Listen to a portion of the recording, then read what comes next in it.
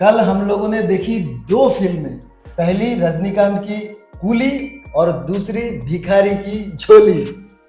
इस फिल्म को देख के ऐसा लगा कि किसी ने हमारे मुंह पे पादली खा के मूली। हमें लगा था पिक्चर अच्छी होगी, लेकिन ये निकली एकदम मामूली। ओहो वाह वाह, क्या बात है भाई साहब। मैं एक और आगे बढ़ाता हूँ इस सिलसिले को। इस पिक्चर को देख के ऐसा लगा कि साले इसके डायरेक्टर को चढ़ा दूं सूली। और एक और अगर ये बवासीर देख ले एसएस राजामौली तो वो भी कहेगा कि मुझे मार दो गोली। वाह वाह वाह, क्या बात है भाई साहब।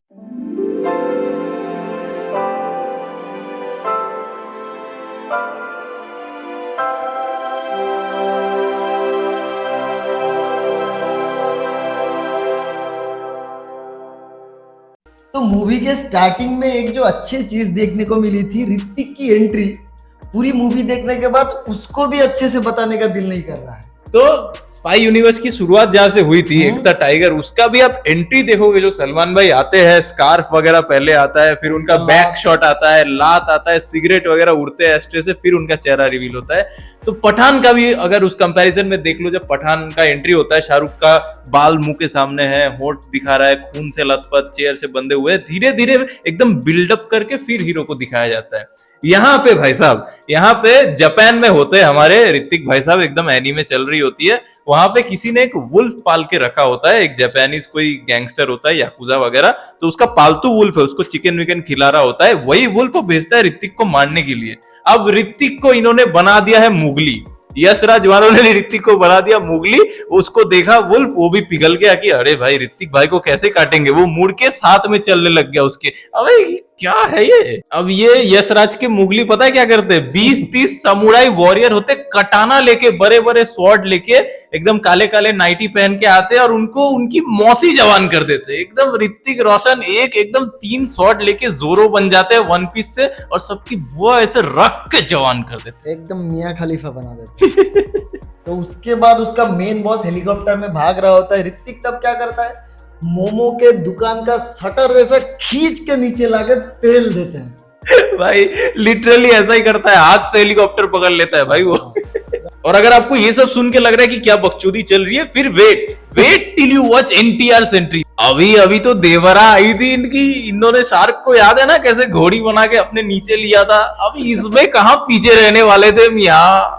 तो यहाँ पे ध्यान से गौर फरमाइएगा, सुनिए, ध्यान से सुनिए। प्लेन से बिना किसी बुलेट प्रूफ जैकेट के, बिना किसी पैराशूट के, यहां तक कि बिना किसी गन्स और वेपन्स के, अरे वो तो हद हो गई कि बिना किसी कपड़े के प्लेन से कूदते हैं सीधा एनिमी के शिप में।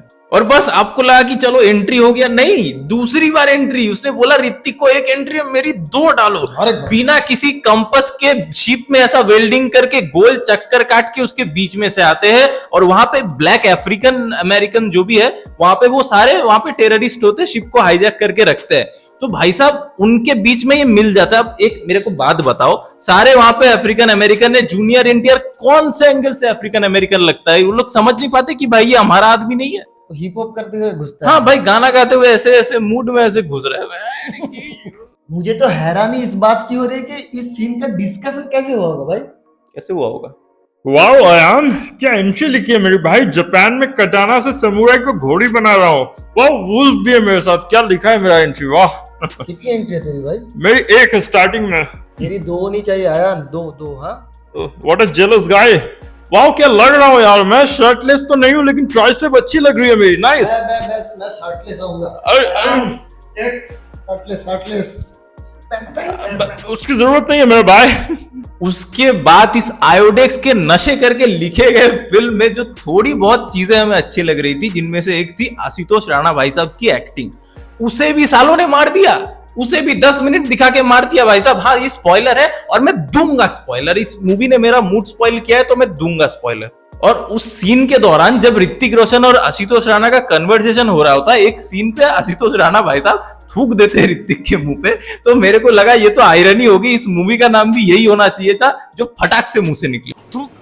कल हम दोनों ने 2 फिल्में देखी और दोनों फिल्मों में सारे कैरेक्टर की एंट्री एकदम धमाकेदार और सीटियों के साथ हुई थी। लेकिन भाई साहब जब कियारा की एंट्री हुई ना, एकदम सन्नाटा पड़ गया। इतना सन्नाटा क्यों है भाई? तब इस कमीने ने मेरे को बोला कि कियारा की बिकिनी वाली एंट्री होने दो, तब देखना सीटीओ की गूंज। और वही हुआ। साले इतने ठरकी बैठे थे हम दोनों के अगल बगल में थिएटर में, साले उछल उछल के सीटी मार रहे थे भाई साहब। जब कियारा बिकिनी पहन के आई भाई पागल ही हो गए लोग। अब बात कर ले जो भांग भूसड़ा वाली कहानी है इस फिल्म की, बेसिक सिनॉप्सिस के बारे में। तो कभी रोग हो गया होता है, अभी उसको रोकने के लिए जूनियर एनटीआर को बुलाते हैं। बाद में पता चलता है दोनों बचपन के दोस्त थे, दोनों अनाथ थे, दोनों रास्ते पे घूमते थे, चोरी चकारी करते थे। अब दोनों साथ में आर्मी में भर्ती होना चाहते थे, लेकिन आशुतोष राणा खाली ऋतिक को लेता है, एनटीआर वाले कैरेक्टर के गांड पे लात भगा देता है। हाँ, वो जो कैरेक्टर इन्होंने लिया है, जो चाइल्ड एक्टर इन्होंने एनटीआर के कैरेक्टर का लिया है, he is suppose to be a kid from the streets, एकदम रास्ते का लड़का। वो बेचारा भाग नहीं पा रहा है, इतना गोलू मोलू सा उन्होंने बच्चा ले लिया है। किस एंगल से वो तुम्हें रास्ते का बच्चा लग रहा था, मुझे दिखाओ भाई। कुछ भी होता है, 3-4 बार तो ये लोग एक दूसरे को मारते हैं। हाँ, एक सीन में जूनियर एनटीआर ऋतिक के कैरेक्टर को मारने के लिए गुंडे भेजता है, ठीक है, और वो गुंडा मरता तो नहीं है भाई, ऋतिक कैसे मरेगा भाई। और हालांकि एनटीआर भी नहीं मरता है। तो वो गुंडा उसको फोन करके बोलता है कि हाँ हमने मार दिया है ऋतिक को। तो वो बोलता है और याद है ना मैंने क्या किया था। तो गुंडा बोलता है हाँ उसको बिल्कुल तकलीफ नहीं।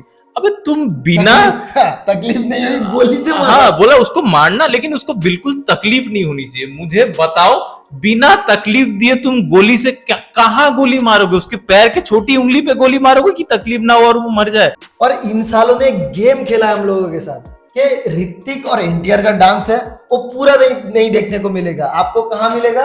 हॉल में जाके। यूट्यूब में तो कतई नहीं मिलेगा। और ये साला मेरे को उछल उछल के लेके गया कि चलो ऋतिक का डांस देखेंगे। ये देखने लेके गया था मेरे को साला। भाई देखो इनकी बात का मतलब है दोनों बहुत केपेबल डांसर है, लेकिन इतना 2 रुपए का गाना है इसमें, मतलब वो नाच ही नहीं पाएंगे। ये जनाबे आली इतना भद्दा गाना है और मतलब फुल पोटेंशियल तक दोनों गए ही नहीं। हालांकि जितना भी देखने को मिला, मेरे अंदर का बच्चा खुश होने की कोशिश कर रहा था, लेकिन अंदर ही अंदर वो ये भी बोल रहा था कि यू डिजर्व मोर। भाई साहब, भाई हमारे वीडियो में शॉर्ट से इससे ज्यादा वीएफएक्स होता है भाई। इतना गंदा, इतना भद्दा, आंखों को चुभने वाला वीएफएक्स है। और प्लेन वाला सीन इतना, क्या था वो प्लेन वाला सीन? फुल स्पीड में प्लेन उड़ रही है, वहां पे ऋतिक और एनटीआर हाथ पकड़ के कोरियोग्राफी में ऐसे ऐसे ऐसे, हाफ पैंट पहना है मैंने, टांग उठाओ उधर से टांग उठाओ, हाँ ऐसे हाथ पकड़ के प्लेन के ऊपर लात चला रहे भाई साहब। भाई सालसा डांस चल रहा है प्लेन के ऊपर। मेरे पैर उठाने से कुछ नहीं होगा, हाफ पैंट आ गया। कोई बात नहीं, अभी रहने दो। फिल्म की कहानी मालगाड़ी जैसे जब तक यहाँ तक पहुंची, और सेकंड हाफ में तो इतनी स्लो है भाई साहब, मेरा पिछवाड़ा तो सुन पड़ गया था, फील ही नहीं हो रहा था। चूटी भी गाड़ रहा था मैं, अपनी गांड पे फील नहीं हो रहा था। ये भाई साहब तो इतने पागल हो चुके थे, देखते देखते बौड़ा गए थे। मेरे को बोल रहे थे कि सिकंदर भी इससे अच्छी थी।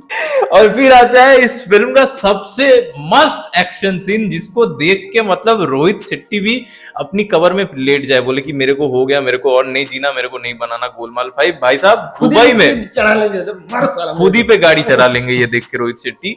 ऐसा होता है कि दुबई होता है, ठीक है, दुबई में पानी में बोट से चेस सीक्वेंस चल रहा है, आगे ऋतिक पीछे एनटीआर। भाई वो उड़ते हैं, ठीक है, एक रैंप आता है, उस स्पीड बोट में नाइट्रो लगा के, मोस्ट वांटेड खेले हो गए एनएफएस मोस्ट वांटेड, उसमें नाइट्रो दबा के जाते थे, तो वैसा नाइट्रो होता है बोट में, ये दबा के उड़ता है। उड़ के अभी कहां गिरेगा? बोट के आजू बाजू पोर्ट होगा, वहां गिरेगा नहीं, F1 ट्रैक पे गिरता है। फॉर्मूला 1 रेसिंग चल रही है, बीच में बोट घुस गया, वो भी उल्टा साइड, गाड़ियां इधर जा रही है, बोट इधर जा रही है। यहाँ इतना मेरे को एक सेकंड के लिए तो ब्रैड पिट का कैरेक्टर जो है F1 में, उसकी भी कच्ची गीली हो गई भाई साहब। वो भी बोला कि मेरे से नहीं हो रहा, मैं रिटायरमेंट ले रहा हूं, हो गया मेरा। इन सब बकचोदियों के बाद फाइनली क्लाइमैक्स शुरू होता है एक इग्लू में, यानी बर्फ का केव में। और मुझे लगा बस अभी ऋतिक अपने पीछे वाले जेब में हाथ डालेंगे और माउंटेन ड्यू का बोतल निकाल के बोलेंगे माउंटेन ड्यू, डर के आगे जीत है। लिटरली भाई सही बोल रहे हैं, माउंटेन ड्यू की सेट ही लग रही थी भाई। वो इतनी सस्ती वीएफएक्स वाली इग्लू मैंने जिंदगी में पहली बार देखी है।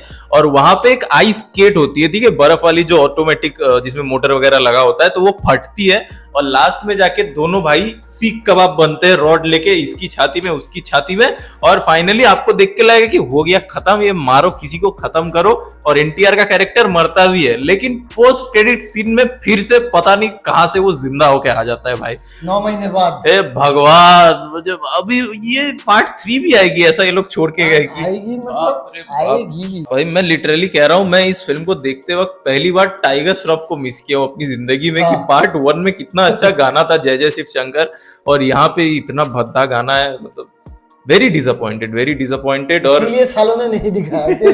देख लेंगे तो जाएगा दिखाएगा। नहीं, ये साला नहीं जाता। एग्जैक्टली भाई, मैं बहुत एक्सपेक्ट कर रहा था वो डांस नंबर से, एंड हेवीली डिसअपॉइंटेड, हार्ट सोच रहे थे ना हम लोग, मन ही मन सोच रहे थे। पहले तो अपने लिए सोचे कि एनटीआर और ऋतिक का गाना आएगा, डांस आएगा तो साला रिएक्शन करेंगे, वो भी नहीं हुआ। इसलिए सोचा कि ठीक है, अपना फायदा नहीं हुआ, आंखों को सुकून मिलेगा। हॉल में जाके देखे, हॉल में मिला क्या? पेट पे तो लात मारी दी थी पहले, अभी दिल भी तोड़ दिया भाई। दिल नहीं, गांड में पड़ा। तो भाई 2-3 चीजें अगर अच्छी 400 बोली जाए, रुपया खर्चा करके साले ने मूवी दिखाया मेरे को। कूली इन्होंने दिखाया था तो व्हाट टू मैंने दिखाया। इतना सा मुंह करके मेरे तरफ देख रहा है एक एक सीन के बाद। लिटरली अगर 2-3 चीजें हाथ में, अगर ऐसे सुई में, मतलब क्या बोले, भूस के ढेर में सुई ढूंढने जाए तो 2-3 चीजें जो अच्छी लगी, आशुतोष राणा की एक्टिंग, एक स्पेन में चेस सीक्वेंस से गाड़ी लेके, वो सीक्वेंस अच्छा था, हालांकि बाद में जाके उसकी भी मैया पोत देते ये लोग। There is nothing in this film, absolutely waste of money, मत देखने जाओ, कुछ देखना है कूली देख लो। ये था हमारा रोस्ट रिव्यू ऑफ वॉर 2। आपको कैसा लगा कमेंट में बताओ, और देखे तो गाली भी बक देना कमेंट्स में। हम लोगों का रेटिंग इस रिव्यू में आप लोग अपने समझ हिसाब लेना। से लगवा लो। बस बस बस